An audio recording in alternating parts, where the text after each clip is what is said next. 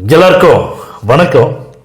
இந்த பதிவில் எதை பற்றி பார்க்க போகிறோம் அப்படின்னா, அதாவது மக்களே, ஜனநாயகன் திரைப்படம் ரிலீஸ் ஆகுமா ரிலீஸ் ஆகாதா அந்த குறிப்பிட்ட தேதியில் அப்படின்னு சொல்லிட்டு அது எக்கச்சக்கமான எதிர்பார்ப்பு அதிகமாக்குறது இல்லாமல், ஐயோ ஜனநாயகன் படம் ரிலீஸ் ஆகாதோ அப்படிங்கிற ஒரு பயத்தை விஜய் அவர்களுடைய ரசிகர்கள்ட்டிருந்து எல்லாமே உருவாக்கி வச்சுட்டாங்க.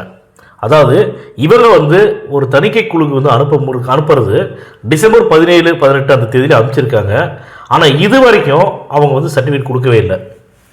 ஏன் அப்படின்னு கேட்டால், அவங்க அந்த படத்தில் இந்த சீன் எடுங்க, அந்த சீன் எடுங்க, இந்த டைலாக் கட் பண்ணுங்கள், அந்த டைலாக் கட் பண்ணுங்கன்னு சொல்லி போட்டு அவங்க சொன்னதாக சொல்கிறாங்க.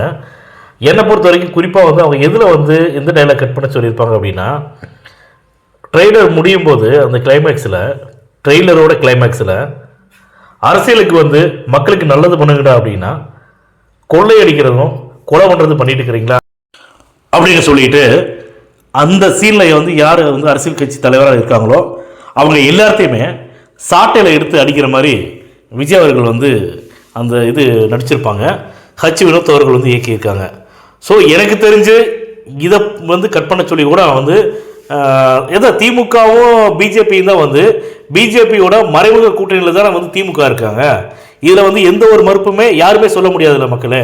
அதனால் இந்த டைலாக்கை மெயினாக கட் பண்ண சொல்லி கூட பிஜேபிகிட்ட, மத்திய அரசுகிட்ட திமுக கண்டிப்பாக இன்வால்வ் ஆகி சொல்லியிருப்பாங்க.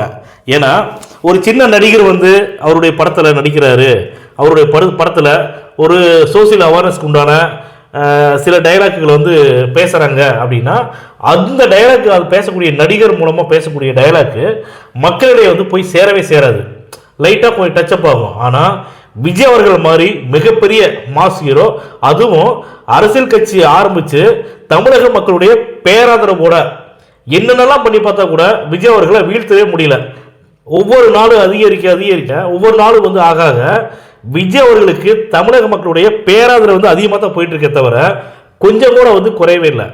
அதனால் விஜய் அவர்களுடைய பேசக்கூடிய டைலாக்கு மக்களிடையே ரொம்ப ரீச் ஆயிரும் அப்படிங்கிற பயத்தில் நிச்சயமாக திமுக மறைமுக கூட்டணியில் இருக்கக்கூடிய, மறைமுக உறவோடு இருக்கக்கூடிய பிஜேபிகிட்ட நிச்சயம் அந்த டைலாக் எடுக்க சொல்லி வலியுறுத்தியிருப்பாங்க அப்படிங்கிறத என்னுடைய கருத்தை நான் பதிவு பண்ணுறேன்.